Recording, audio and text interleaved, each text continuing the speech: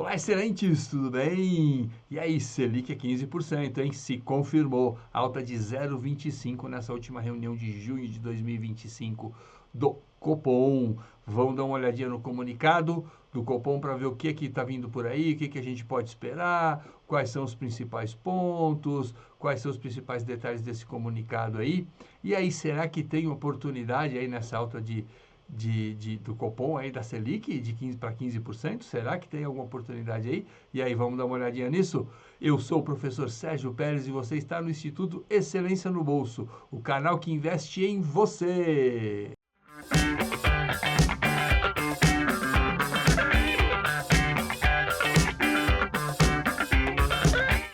E aí, pessoal? E aí, excelentes? Tudo tranquilo com vocês? Então, nessa última reunião do Copom, da quarta-feira, dia 18/6/2025, eu acho que já era bem esperado, pelo menos pela maioria do mercado, eu acho que já tava bem sinalizada essa alta de 0,25. Agora, o que é que vem daqui para frente?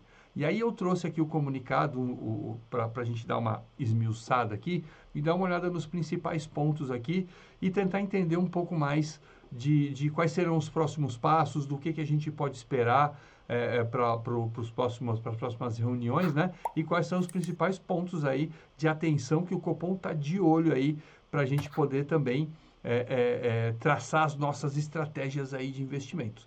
Beleza? Então, bora lá para o comunicado? Vem comigo então, vamos lá! Bora lá, excelentes! Então, é o seguinte, olha aqui, a gente tem aqui a matéria aqui do Infomoney, né? Falando aqui, o Copom eleva a Selic em 0,25 pontos para 15% e anuncia parada de ciclo de alta. Pois muito bem, ele diz que ele anunciou aqui que vai ter uma parada mesmo no próprio comunicado, mas no próprio comunicado ele já deixa ali uma portinha aberta ali, porque se precisar a coisa vai esquentar um pouquinho mais e talvez venham mais aumentos aí. Mas, por enquanto, o que está sinalizado é que paramos. Mas vamos dar uma olhadinha? Vamos dar uma olhadinha aqui no nosso comunicado para ver quais são os principais pontos que a gente tem. Vamos lá.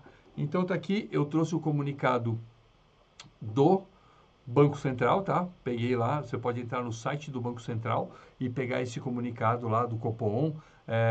Na próxima terça-feira, esse comunicado ele sai logo após a reunião, né? Então ele é um resumo do que aconteceu na reunião ali, dos principais pontos dentro da reunião. Na próxima terça-feira vai sair a ata. Aí quando sair a ata, aí sim a gente tem tudo muito, muito, muito mais detalhado de tudo que rolou lá na reunião do Copom, beleza? Mas por enquanto o que a gente tem aqui é o comunicado, então vamos dar uma olhadinha nesse comunicado, beleza? Então tá aqui, ó, comunicado do Copom. Então aqui, o Copom eleva a taxa Selic para 15%, tá? Então tá aqui, foi a última reunião em junho de 2025. Principais pontos, então a gente tem aqui, o ambiente externo mantém-se adverso e particularmente incerto em função da conjuntura e da política econômica nos Estados Unidos, principalmente acerca de suas políticas comercial e fiscal. Então aqui ele traz aqui uma visão macro, tá, do que está acontecendo, principalmente dos Estados Unidos, essa guerra comercial que o Trump tá impondo aí, né? E, além do que a gente tem também a questão geopolítica, que logo a gente vai falar também, que esse também dá uma sinalizada aqui para a gente. Então, acerca das suas políticas comercial e fiscal. O que acontece? Assim como aqui, lá nos Estados Unidos, também o Trump está emitindo muita dívida, né? Muita dívida e pagando juros altos. Então, essa política fiscal de emissão de títulos lá para financiar a dívida do país também está custando muito caro, tá? E isso influencia também nas tomadas de decisão do Fed. Então, a gente, além de estar preocupado aqui, de olho no que acontece aqui no Copom, a gente tem que ficar muito ligado também no que acontece lá no Fed e as sinalizações do Fed, tá? Porque, assim, a gente tem uma correlação de taxas entre os Estados Unidos e aqui o Brasil. A gente não pode ter uma taxa muito baixa, porque se a gente tiver uma taxa muito baixa, a gente não consegue atrair capital estrangeiro para dentro do país para investir aqui nos títulos do nosso país, por exemplo, ou investir na nossa bolsa, fazer investimentos de infraestrutura aqui no Brasil também, novas empresas, enfim, né? Então, a gente tem que ter um atrativo, e o atrativo que é juros. Assim como você vai procurar melhores taxas nas instituições financeiras, o investidor estrangeiro também. Então, você pensa que o Brasil é uma instituição financeira, é um dos bancos aí que você pode procurar uma melhor taxa. Então, assim, eles vão fazer com todos os outros países, e a América do Sul hoje, ela está com uma boa atratividade, porque está oferecendo as melhores taxas entre os países emergentes aí, tá?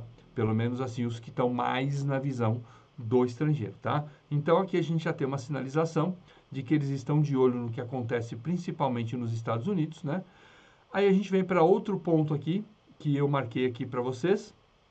As expectativas de inflação para 2025 e 2026, apuradas pela pesquisa Focus, e esse é um canal bem bacana para vocês acompanharem também tudo o que acontece, qual a expectativa do mercado para todos os índices de inflação, de juros, tá? Recomendo que vocês fiquem atentos a isso aí. Também no site do Banco Central você consegue fazer até o seu cadastro para receber isso via e-mail desses comunicados do Focus e ficar ligado do que está acontecendo e quais são as expectativas do mercado aqui, tá? Então, ele está dizendo aqui que a pesquisa do Focus permanecem em valores acima da meta. Então, assim, o grande problema, por que a gente está com uma taxa de juros tão alta? Porque a nossa inflação, ela segue em valores acima da meta, né? Situando-se em 5,2 e 4,5, respectivamente. Então, assim, a gente tem aqui, ele diz aqui que 2026, que é o atual horizonte relevante da política, né, monetária, situa-se em 3,6, tá? Mesmo assim, acima da meta, tá? Então, assim, tudo que leva aqui, ou o principal ponto, melhor dizendo, que leva a essa taxa nesses patamares de 15% que a gente não vê desde 2006, né? Desde 2006 a gente não vê uma taxa tão alta, tá? É justamente essa questão de inflação persistente, tá? Vamos continuar aqui no nosso comunicado. E aqui a gente tem aqui mais um trecho que eu circulei para vocês aqui, que eu grafei para vocês, os riscos para a inflação, tá? Tanto de alta quanto de baixa, tá? Seguem mais elevados do que o usual. Então, os riscos, eles estão mais elevados para o usual, tanto para fazer com que a inflação baixe, quanto para que ela continue subindo. Então, a gente vê que o Copom não está com uma tarefa muito fácil aqui. Então, seguem mais elevados do que o usual. Entre os riscos de alta, tá? Aí ele destaca aqui alguns pontos, mas eu peguei aqui os principais para alta: desancoragem das expectativas de inflação, quer dizer, tudo que foi feito aqui, todas as altas que foram feitas na taxa Selic, elas não surtiram o efeito da forma como eles gostariam que surtisse o efeito. Então, a gente continua com uma expectativa de inflação aqui desancorada, quer dizer o quê? Fora dos limites das margens do que o Banco Central precisa estar atento ali e precisa seguir, beleza? Então, aqui as expectativas ainda estão desancoradas, tá? E depois ele dá aqui mais um outro ponto: maior resiliência na inflação de serviços. Isso quer dizer o quê? O que é inflação de serviços? É o restaurante, tá? É o restaurante, você vai comer fora, você contrata o serviço de personal trainer, você contrata uma academia, enfim, são serviços que você vai ao cinema, enfim, tá? Então, assim, maior resiliência na inflação de serviços. Então, ainda tem muito dinheiro circulando com gastos em serviços, tá? E depois a gente tem aqui, entre os riscos de baixa, tá?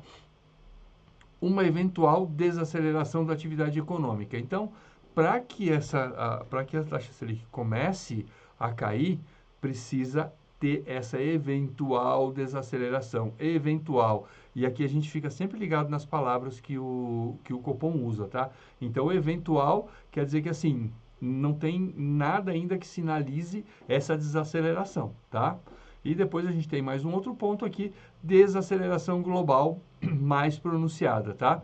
Então, assim, a gente vai ter que esperar também para ver trouxe de novo aqui o macro, né? Então, a gente vai ter que esperar ver como é que vai, Estados Unidos vai reagir, como é que a inflação vai reagir nos Estados Unidos, como é que a inflação vai reagir na Europa, então, Japão, que estava com problema também. Então, todos, aí trouxe de novo todo o cenário macro aqui para cá. Então, vocês veem que não é simplesmente uma decisão doméstica do Brasil. Está tudo ligado e eles estão de olho no que está acontecendo lá fora. E aí a gente vem aqui, o comitê segue acompanhando com atenção como os desenvolvimentos da política fiscal impactam a política monetária. E aí a gente tem essa briga, né? Sobe juros da taxa Selic, porém o governo segue emitindo títulos, segue aumentando as taxas de juros, né? Segue aumentando as suas dívidas, tá? Para transferência de renda, programas sociais, enfim. É como se você tivesse um cabo de aço, um cabo de força, né? E fica cada um puxando para um lado, e aí fica esse jogo de um puxa para cá, e um dá um passo para cá, e o outro puxa para o outro lado, dá um passo para lá, mas a gente não consegue fazer com que as coisas se equilibrem, tá? Então, essa política fiscal, ela vem no radar já desde o ano passado, né? Depois a gente tem aqui, vamos lá, aqui, para assegurar a convergência da inflação à meta, em um ambiente de expectativas desancoradas, que quer dizer o quê? Que a taxa de inflação está acima da meta, tá? Então está desancorado, quer dizer que está fora da meta, tá? Exige-se uma política monetária em patamar significativamente contracionista, significativamente contracionista, exatamente são os 15% ao ano, essa taxa Selic acima acima aqui dos patamares lá de 2006, tá?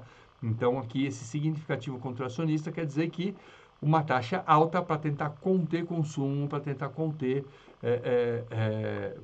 financiamentos, enfim, para conter um pouco esse desenvolvimento econômico que o Brasil vem apresentando, né?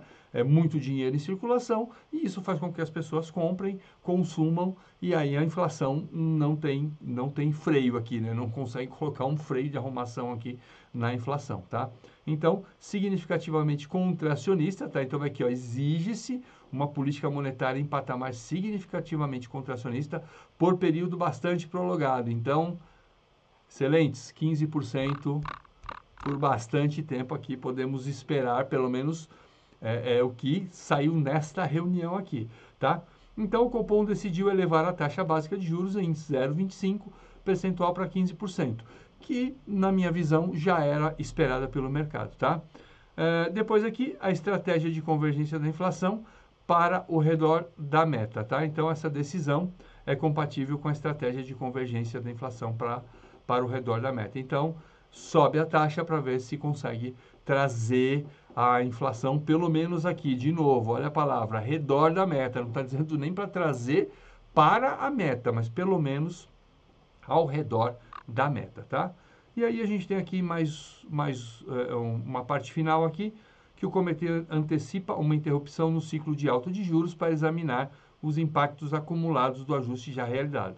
Então, o que a gente já falou lá atrás, ele vai dar uma parada agora, né? Não deixou nada já encomendado para as próximas reuniões aí, porque ele quer ver quais são os impactos que vão surtir mais essa alta aqui, com mais todas as altas que foram feitas, que até agora não surtiu o efeito desejado pelo Banco Central, pelo Copom.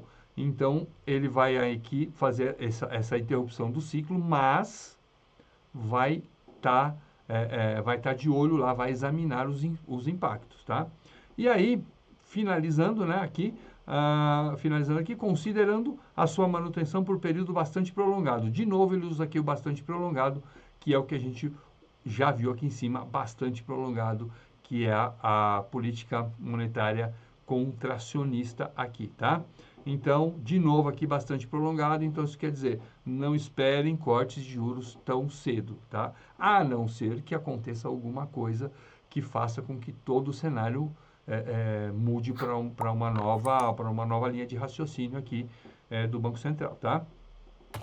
E aí, a gente tem esse pedacinho final aqui, tá? Que é bastante importante. Olha só, o comitê enfatiza que seguirá vigilante, que os passos futuros da política monetária poderão ser ajustados e que não hesitará, olha só que importante isso aqui, ó, não hesitará em prosseguir no ciclo de ajuste caso julgue apropriado. Isso quer dizer o quê? Que se aqui, nesse exame que eles vão fazer aqui, tá? Nesse exame que eles vão fazer aqui dos impactos acumulados de toda a política que foi implementada agora de alta de juros, se isso não der resultado, tá? Além disso se prolongar, essa taxa alta se prolongar por muito tempo, podem vir ainda outros ajustes, podem vir ainda outras altas, não está descartada aqui, tá? Ciclo, voltar aqui, né, prosseguir no ciclo de ajuste, caso julgue apropriado. Seguir no ciclo de ajuste quer dizer aumentar a taxa aqui. Beleza? Então, olha, muito importante aqui. Então, nós vimos aqui muitos pontos importantes aqui dentro do comunicado. Quando sair a ata, nós vamos ter muito mais informações, muito mais detalhadas, mas assim, aqui no comunicado a gente já tem o raciocínio lógico pelo qual a votação foi conduzida, né, pelo presidente, pelo Galípolo, né, e importante que foi unânime, tá? Foi unânime essa alta de 0,25.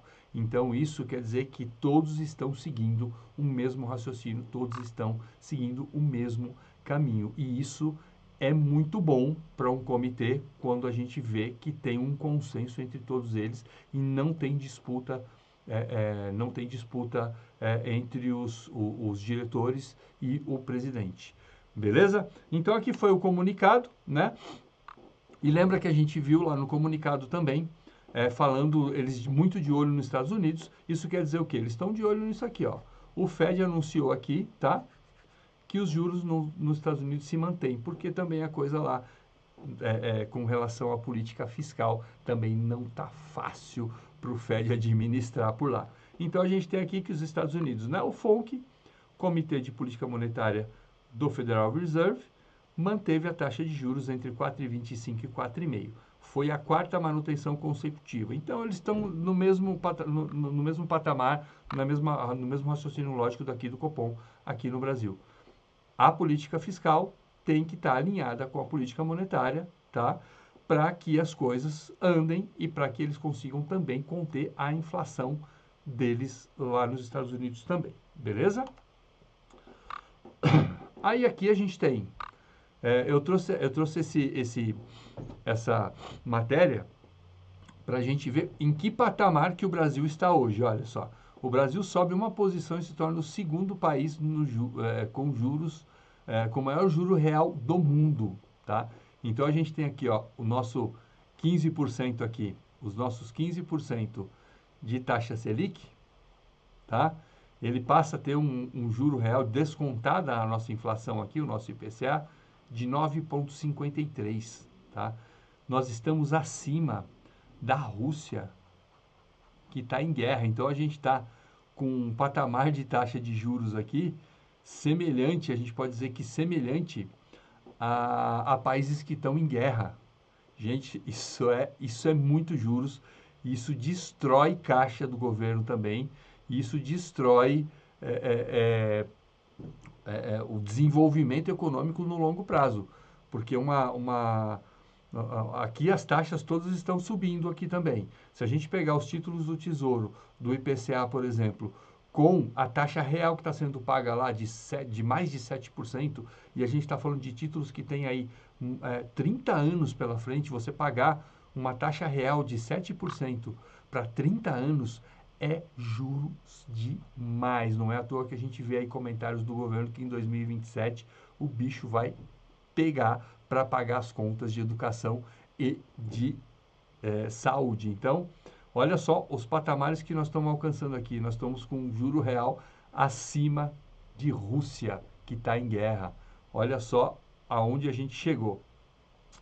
E aqui, a gente falando das oportunidades, lembra que a gente falou de oportunidades? Então, a gente tem aqui, ó, uma coisa que a gente tem que estar... É óbvio que, assim, de acordo com o seu perfil do investidor, né? Se você tem apetite a risco, você tem apetite para renda variável, para se expor um pouco mais, óbvio que a gente não vai desprezar jamais um juros de 15%, né, pessoal? Juros de 15%. CDI vai dar 14,90. Se você pegar uma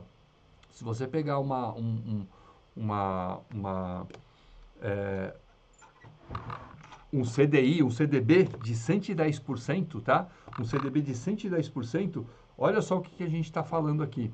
Ó, a gente está falando, deixa eu pegar minha calculadora aqui. Ó, se a gente está falando hoje num CDI, tá? De 14,90 e a gente pegar um CDB de 110%, tá? A gente está falando bruto nessa aplicação, 16,39 ao ano. Então, olha, não dá para a gente desprezar a nossa renda fixa, tá? Então, não podemos desprezar a nossa renda fixa, tá? E aí a gente tem essa correlação de Selic com o Ibovespa, tá? Com a renda variável. Então, o que acontece aqui, tá? A gente tem aqui esses dois gráficos, tá? E nesses dois gráficos aqui, deixa eu pegar aqui a minha caneta. Vamos lá. Pronto. O que a gente vê aqui? Olha, a gente tem aqui essas faixas aqui, tá? Que são as faixas de cortes de juros, tá? Onde ocorreram aqui cortes de juros da taxa Selic, tá? Então, aqui, o Ibovespa é favorecido em ciclos de corte da Selic. Por quê? No Ibovespa nós temos empresas, a gente sabe que as empresas têm dívidas. Quando tem aumento da taxa Selic, as dívidas dessas empresas ficam mais caras, principalmente as que são mais alavancadas, com mais dívida, elas sofrem muito com as altas da taxa de juros. E quando essa taxa cai, óbvio que elas são favorecidas, porque aí as dívidas delas começam a ficar mais baratas e elas conseguem captar dinheiro mais barato para produzir, beleza? Então, com isso em mente, olha só o que acontece. Nós tivemos aqui em 2009, nessa faixa aqui, ó, então a gente teve aqui entre 2009, perto de 2010 aqui mais ou menos, nós tivemos aqui uma queda de 13,75 para 8,75. Daí, nós tivemos aqui, né, essa faixa onde a gente teve toda essa alta aqui, quando a gente teve toda essa queda aqui, tá? E aqui, em 2012 e 2013, nós saímos de 11% para 7,25%. Daí, a mesma coisa, a gente teve aqui, né, teve essa baixa, e aqui, nós tivemos aqui, pelo menos, uma manutenção, tivemos alguns picos aqui, né, de Selic, de Ibovespa aqui subindo, né? E aqui a gente teve, aqui começou a alta, daí a gente vê essa boca de jacaré aqui aumentar, essa distância aumentar justamente por causa disso, ó. Quando a taxa Selic está aqui no pico, você vê que o Ibovespa está lá no fundo, tá? E aí a gente teve uma inversão aqui de 2017 até 2018, quando a gente saiu de 13,75 para 6,5, tá? Então a gente teve aqui essa alta aqui, e aí a gente teve toda essa parte de baixa aqui, tá? E aí em 2019 foi quando a gente saiu de 6,5 e nós chegamos no menor patamar aqui de 2% na época da Covid, né? Então a gente teve aqui toda essa baixa aqui, né? Então essa baixa se prolongou até aqui embaixo, daí a gente teve aqui essa alta do Ibovespa aqui. Então vocês veem que aqui quanto menor, né, a Selic, mais a gente vai ter a alta aqui, mais o benefício do Ibovespa, tá? E assim a gente vê essas bocas de jacaré que a gente chama, né? Que quando um está para cima, outro está para baixo, exatamente, excelentes aqui vão me entender muito bem, exatamente quando a gente faz o estudo, né, da marcação a mercado, para entender quais as janelas de oportunidades que a gente tem dentro dos títulos do Tesouro Direto, beleza? Então, assim, qual a oportunidade hoje que a gente está vendo? E a gente vê que essa boca aqui, também aqui, a gente parou aqui essa análise em 2024, né? Ele tá pegando uma parte aqui de 2025, mas a gente vê que está acontecendo a mesma coisa, né? A gente vê que a taxa Selic tá subindo, isso faz com que alguns ativos da renda variável, algumas empresas sejam prejudicadas e elas começam a ficar mais descontadas, tá? Então, pode ser aí uma grande oportunidade de você começar a fazer alguns aportes na renda variável e aproveitar dos dois lados, né? Você aproveita a taxa da renda fixa, 15%, como a gente viu, mais de 16% bruto, rentabilidade bruta num CDB de 110% do CDI, tá? E algumas empresas, grandes empresas, tá? Que vão ter um desconto agora no seu fluxo de caixa por conta dessa elevação da taxa que já estava alta, ficou mais alta ainda. Então, você pode encontrar aqui, de repente, algumas boas oportunidades na renda variável lá dentro do Ibovespa. Beleza, excelentes? Então, era isso que eu queria trazer para vocês aqui, tá? Espero que vocês tenham gostado do conteúdo, tá? Se você está aqui assistindo esse vídeo aqui, tá? Chegou até aqui no YouTube, é porque você é uma pessoa que está procurando conteúdo específico falando de finanças, falando de educação financeira e falando de tesouro direto e chegou até o nosso canal. Então, se você não é inscrito, inscreva-se aqui no canal, tá?